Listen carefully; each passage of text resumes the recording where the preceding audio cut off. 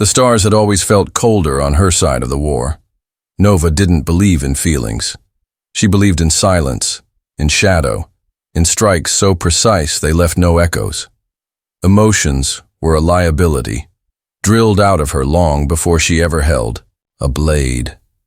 She wore nothing beneath her armor but purpose, and yet, when the blast hit, when the mission failed, when the smoke cleared and the human stood over her with those maddeningly calm eyes, she didn't reach for the knife. He didn't look like a soldier, no scars, no hardened jaw. He looked too human. His gaze wasn't sharp. It was steady, maddeningly so, like he saw more than her weapons and war paint. He didn't smirk. He didn't flinch. He just stared. "You're not dead," he said, softly, as if it mattered. Nova hated his voice immediately. It was smooth, too steady, like water trying to wear down stone. She snapped her bindings, lunged, only to feel the magnetic pull of restraints she couldn't see, couldn't outfight. He didn't run. He stepped closer. "Don't," she hissed. "I won't hurt you," he said, like a fool. She almost laughed. They took her to a small room. Bright lights, no weapons, silence broken only by the hum of human machinery. He stayed, sat across from her. No guards, no fear, just him, watching her with those eyes. "I'm Harry," he said. She said nothing. "You don't have to talk," he added. "But I'm going to." He did, for hours, about nothing and everything. The sky on earth, the taste of real fruit. Why silence wasn't peace. She said nothing, didn't look at him, didn't blink. But something in her listened. She told herself it was strategy. He came back the next day, and the next. Always speaking, never demanding. Nova never answered. Still, she began to wait for him. It was infuriating. One day, he brought a translator implant. Held it out without stepping closer. "I thought maybe you'd like to speak for yourself." She took it, only to spit it at his feet. He didn't flinch, just knelt, picked it up, and smiled like she'd handed him a flower. Something inside her twisted. Something unfamiliar. Dangerous. "You're an idiot," she finally said, the translator making her voice sound less like gravel, more like velvet. He laughed. It made her angrier than silence. She didn't understand him. He wasn't cruel. He wasn't afraid. He wasn't trying to break her. He just kept showing up, talking like she was someone worth knowing. That was worse. He saw her, and that terrified her more than any enemy ever had. One evening, the light in the room shifted, dimmed, warm instead of cold. He leaned forward, hands on his knees, studying her like a star chart he couldn't solve. "You ever wonder," he asked, "what you'd be if you weren't made for war?" Her breath caught. She hated that it did. No. He nodded like he believed her. But his voice didn't. "I think you'd be someone who laughs." Nova didn't respond. She didn't move. But for the first time in her life, she wanted to. He smiled again, quiet and slow, then stood to leave. "I'll see you tomorrow," he said, as if it were a promise. When the door slid shut behind him, Nova sat alone in the soft hum of unfamiliar silence, her hands curling into fists against the heat spreading behind her ribs. She had been cold, unfeeling, precise, and now she wasn't so sure. Nova told herself it was boredom. That was the only reason she found herself listening more closely when Harry spoke. Only reason she noticed how his voice dipped when he talked. About oceans. How his eyes lingered on her face just a beat too long. How he never once looked at her like a prisoner. She hated how human eyes gave everything away. She hated even more that his made her curious. "You look like you want to stab me today," he said with a grin. "I always want to stab you," she replied, not blinking. "But today it feels personal." She didn't mean to smirk. It just happened, like her body betrayed her. He leaned back in his chair, that maddening calm wrapped around him like armor she couldn't crack. "You're not as terrifying as you think, and you're not as safe as you pretend," she shot back. He didn't laugh this time. Fair. The silence that followed wasn't uncomfortable. That unsettled her more than anything. Every time he walked into the room, something shifted in her chest. Something warm. Wrong. It was easier when she didn't feel anything. When she didn't want anything. But Harry had a way of unraveling her thoughts just by being there. He asked questions she didn't know how to answer. "What's your home planet like?" "Sharp." "What does that mean?" "Cliffs, ice, sky like glass. Beautiful. But it'll kill you if you stop moving." That explains a lot. She rolled her eyes, but his smile didn't fade. It never did. He started bringing her books, digital ones, old Earth stories, myths, tales of monsters and lovers. She didn't ask for them. He just placed the tablet on the table, said nothing, and waited. She read them all. She told herself it was research. One night she was pacing. The walls felt tighter than usual. Her skin buzzed beneath her armor. Restless, like something inside her was trying to wake up. Harry entered, quiet, holding a cup of something that smelled sweet. "You okay?" She looked at him, that same careful expression on his face, like she was something fragile trying to look sharp. "I don't like cages," I figured. He paused, then added, "I don't think you belong in one." Her gaze narrowed. "Yet, here I am. That's not on me. You visit every day. Doesn't that make you a warden?" "I didn't lock the door," he said softly.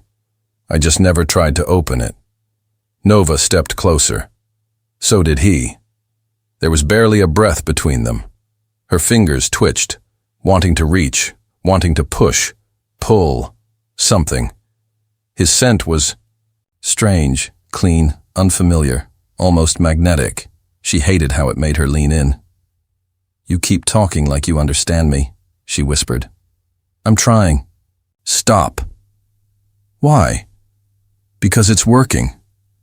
His breath caught. Her pulse did the same. He didn't touch her. Just looked. Eyes flicking between hers and her mouth like he was fighting a war he didn't want to win. "You're not what they say about you," he said. "And what do they say?" "That you're a weapon." She tilted her head. "I was." "And now?" She didn't answer. Couldn't. The space between them felt too charged. One wrong move and it would shatter everything. "I should go," he murmured. "You won't." He didn't. Their eyes stayed locked, tension like static in the air, sharp and hot and unbearable. But still, he didn't touch her. Didn't cross that line. Not yet. Instead, he stepped back slowly, exhaling like it hurt. "Tomorrow, then." She nodded, her voice caught in her throat. When he left, she stood alone in the charged silence, heart thudding too fast for someone who wasn't supposed to have one. She told herself it was nothing, just chemistry, just boredom, just heat. But deep down, she knew better. Harry wasn't breaking her walls. He was melting them, and she wasn't ready for what came next. She didn't dream. Not really. But that night, something flickered behind her eyelids, fingers grazing her jaw, a warm breath near, her ear, lips that hovered but never touched. She woke with a start, pulse wild, breath short, throat dry, and his name on the edge of her tongue. Nova sat upright, cursing herself. Emotions were a distraction, and distractions got you killed. She dressed, armored herself in cold indifference, and waited. Harry walked in like always, casual, like he belonged there, like she wasn't a weapon designed to end lives without regret. He set something down on the table. It was small, wrapped in cloth. "What is it?" A gift. Her eyes narrowed. I don't accept offerings from enemies. Then accept it from someone who wants to understand you. She hesitated, then reached. Inside was a metal shard, shaped like a star, etched with swirling lines. Her language. A fragment of her people's symbol for survival. She blinked once, slowly. You don't know what this means. Maybe not, he said, sitting across from her, voice quieter than usual. But I know what it feels like. What does? Being made into something hard to survive the softness you never got. That struck deeper than it should have. She set the shard down carefully. As if it mattered now. You think too much, she said. You feel more than you admit. That earned him a dangerous look. But he didn't back down. You act like nothing touches you, he continued, eyes holding hers. But I see the cracks. I see the heat under the frost. Nova stood sharply. Don't presume to know me. I don't presume, he said, rising too. I observe, and I remember. Remember what? He stepped closer. She didn't retreat. That the first time I saw you, I wasn't afraid, he said. I was fascinated. You walked through fire like it couldn't burn you. But your eyes, they were searching. For what? He looked at her then like he wished he knew. Maybe the same thing I was. The silence stretched between them like a drawn wire, taut, vibrating with something neither of them dared name. I could still kill you, she said, voice lower, softer. Maybe, he replied, smile barely there. But not tonight. Her pulse jumped. He walked past her, slow, deliberate, brushing against her shoulder like a challenge, like a promise. You don't need to keep pretending you're empty, he said near her ear. And you don't need to keep pretending this isn't dangerous. He turned his head, close enough that his breath touched her skin. Everything worth feeling is. The door closed behind him, but the heat stayed long after. She didn't move for a long time. Later, when the lights dimmed to mimic night, Nova traced the metal shard with her fingers.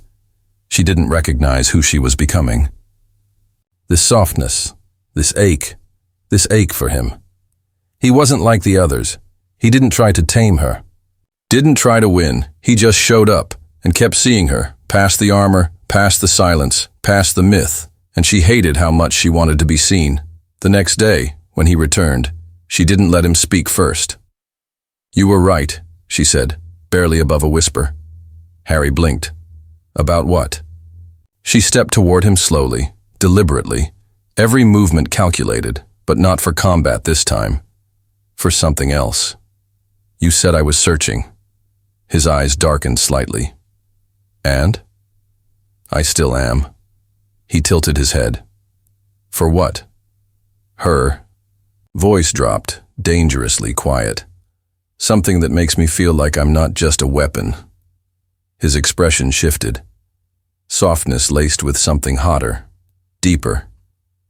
You're not, he said. She looked at him, at the man who kept standing, in front of her without fear, kept speaking to her like she wasn't made of knives. And this time, she stepped closer. Close enough that their breaths tangled. You talk too much, she whispered. His smile returned, slow and wrecking. You always say that when you're about to kiss me. I've never kissed you. Not yet. She didn't say another word, and neither did he. But they didn't need to. Not anymore. Nova told herself it was instinct, nothing more.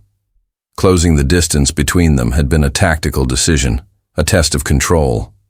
She expected him to flinch, to falter. He didn't. Their lips finally met. There was no hesitation in him, no apology, just heat, a slow, searching pressure. His mouth moved like he was learning her shape, her edge, the fault lines beneath her surface. His hands didn't grab, didn't claim. They hovered, respectful, but wanting. And she hated how much that undid her. It wasn't violent. It wasn't rough. It was kind, and that wrecked her more than any weapon ever had. Her fingers curled in the fabric of his shirt. She should have pushed him away. She didn't. She pulled him closer instead, needing the contact, needing him, needing something. She couldn't define but couldn't live without. He made a sound in his throat that shot fire through her spine, and when they finally broke apart, breathless, everything was different, not ruined, transformed. Harry exhaled, his forehead resting lightly against hers. "You taste like something forbidden," she smirked. "You sound disappointed. I'm not." Nova stepped back slowly, the heat between them still pulsing like a living thing. "That was a mistake." "If you believe that," he said, voice low, "don't do it again." She hated how much she wanted to. The next few days felt strange, like the air itself had changed. Like every glance they exchanged carried a weight neither of them wanted to name. She avoided him once, twice. But the third day, he found her anyway. She was in the observation bay, surrounded by the cold void of space beyond the glass. Her arms crossed, expression hard. He approached slowly. No words. She didn't turn around. "You think I want to make you soft?" she said. "I don't." Silence. "I think you're stronger than you let yourself feel," he finally replied. Nova turned to face him, her eyes unreadable. "You confuse desire with understanding." "No," he said gently. "I just don't think those two things have to be enemies." That struck something deep. She took a step closer, not sure why.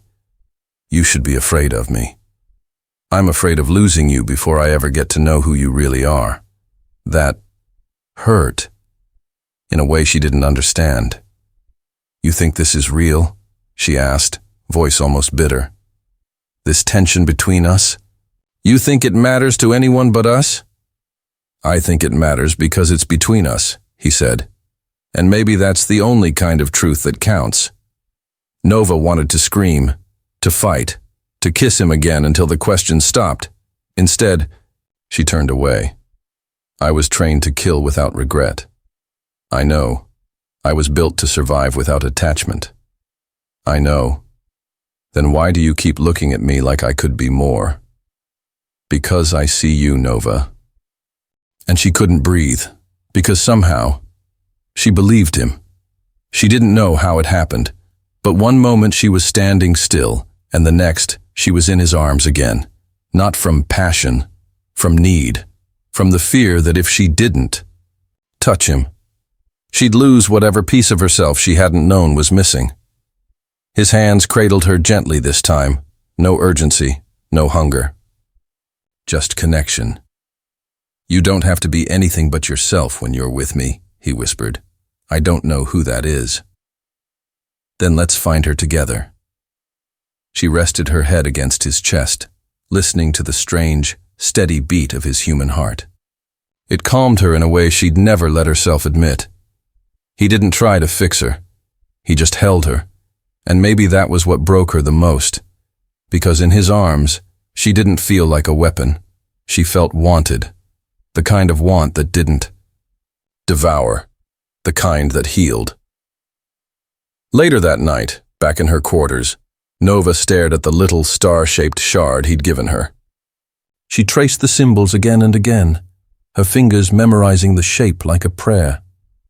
She didn't know where this would lead, didn't know if the heat between them would burn everything down or light the way forward. But for the first time in her life, she wasn't afraid of being seen.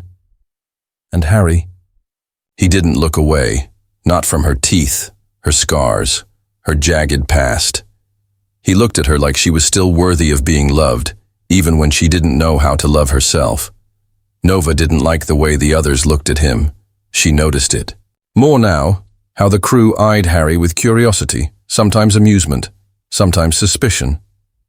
To them, he was just the earthborn diplomat, soft-spoken, fragile, harmless, but he'd cracked her wide open, and that made him dangerous. Nova stood on the edge of the training bay, arms folded, gaze locked on him as he sparred with one of the off-world officers. His movements were calculated, deliberate. Not fast, not deadly, but smart. Always 2 steps ahead, like he understood more than he let on. He looked up suddenly, catching her staring, smiled like he knew exactly what she was thinking. She looked away first. Later in the hall, he found her again. He always did. "You watching?" "My form," he teased, leaning casually against the wall. "Your technique needs work, but you like the view." She rolled her eyes, but there was no heat in it. "You're getting cocky." "Only when you're nearby." She stepped closer, until they were barely a breath apart. "Flirting with me in front of the others makes you look weak." His voice dropped. "Then I guess I'm already ruined." Nova hated how warm his words made her feel, like fire under skin. Like softness she didn't know how to handle. She didn't kiss him, but she almost did. The tension didn't go unnoticed. That night, her commander summoned her. Not for a mission, for a warning. "You've gotten close to the human." Nova didn't flinch. "He's part of the diplomatic unit. I maintain proximity for observation." "Is that what we're calling it?" She said nothing. The commander's eyes were hard. "You're not like them. You don't get to want things." "I'm not a child," she said quietly. "No, you're a weapon. Don't forget that." Nova left the briefing with her spine stiff, her jaw tight, her heart aching. She found Harry alone in the observation dome, legs folded beneath him, eyes lost in the stars. "I scare them," she said without preamble. "They should be scared. They think I've gone soft. Because of me? Because of how I look at you." Harry didn't smile.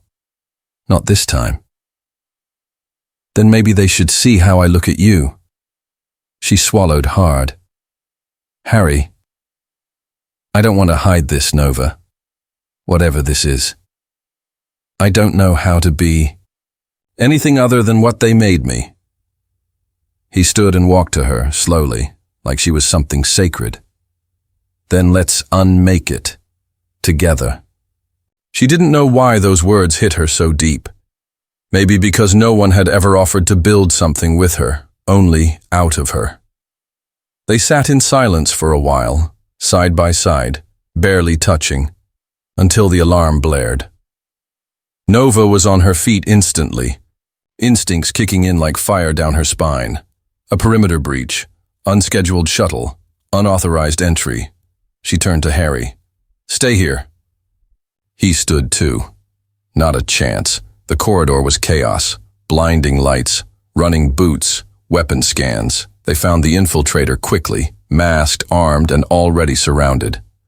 Nova stepped forward first, weapon drawn, body tight with tension, but the infiltrator wasn't looking at her. He was staring at Harry, and when he spoke, his words hit Nova like a blade. "He doesn't belong with your kind." Nova moved faster than thought, pinning the stranger against the wall, her voice low and deadly. "You came to threaten him?" "He's a weakness," the man spat. "You're compromised." A low growl tore from her throat. "Not human, not practiced, primal. You don't get to decide what makes me strong." Nova looked at him, the tremble in her limbs fading as his fingers steadied her. She stepped back, letting the guards take the infiltrator away. Later, after the chaos calmed, they stood alone once more. This time it was Harry who looked shaken. "That man knew you were different around me. They all know." He met her gaze. "Do you know?" She nodded slowly. "I used to think I didn't feel anything. That emotion was a flaw, a distraction. And now, I feel everything, and it's terrifying." Harry stepped closer, gently brushing her hair from her face. "I'm scared too, of what this means, of what we're becoming." Nova let out a breath. "But I want it. I want you." She didn't resist this time when he leaned in. Their kiss was slower now, less fire, more depth. A silent promise carved in warmth. He held her like she was something breakable. She held him like he was something sacred. And for the first time, she didn't feel like a weapon pretending to be a woman. She felt like both, and that made her unstoppable. The tea. Stars looked different now. Nova had stared at them all her life, cold, distant pinpricks of light, marking routes, missions, battlefields. They'd never held meaning beyond calculation. But standing beside Harry, his fingers threaded through hers, the stars finally felt like destinations, not orders, not war, possibility. They stood on the ship's upper deck, well past curfew, hidden from surveillance. Her pulse was steady, yet her chest ached with something she still didn't have a name for. Whatever it was, it felt like him. Commands. Going to move you, Harry said quietly, eyes fixed on the black. They won't let you stay here long. She nodded. I'm not surprised. His hand tightened around hers. I don't want you to go.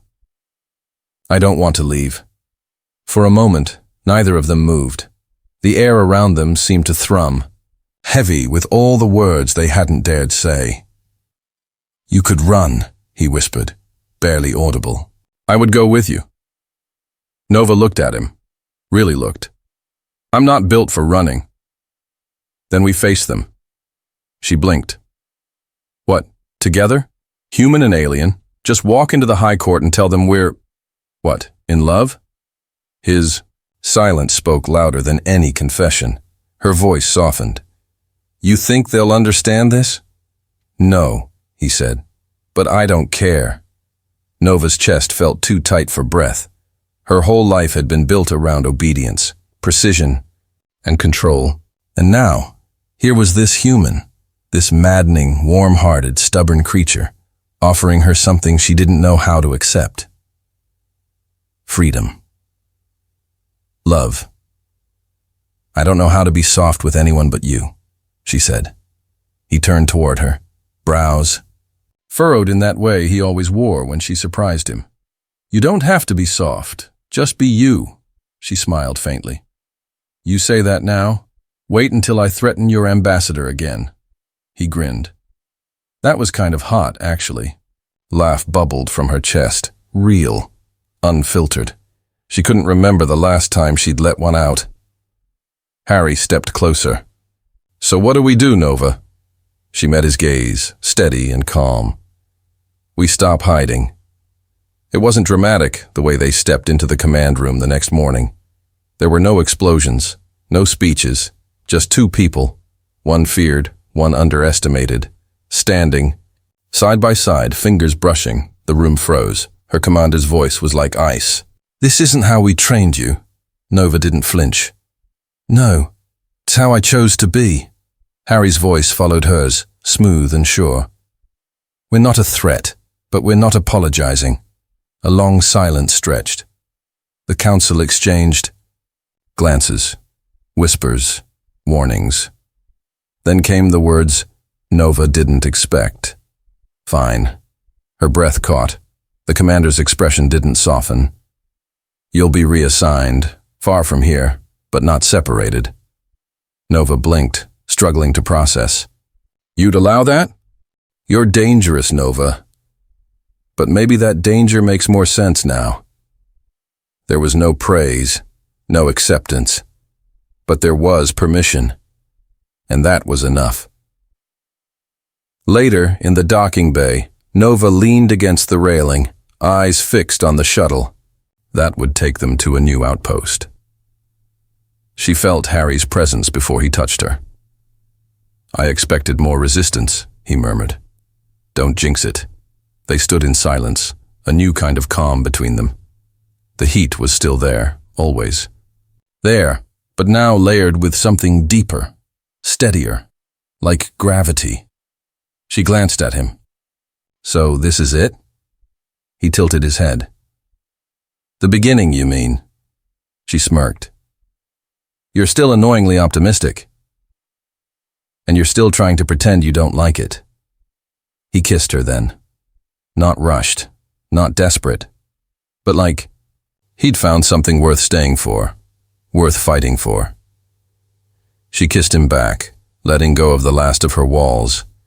And when they boarded the shuttle together, hand in hand, Nova looked back only once, not out of regret, but out of quiet pride, because the woman they had trained to kill without feeling had chosen something else, and she hadn't chosen weakness.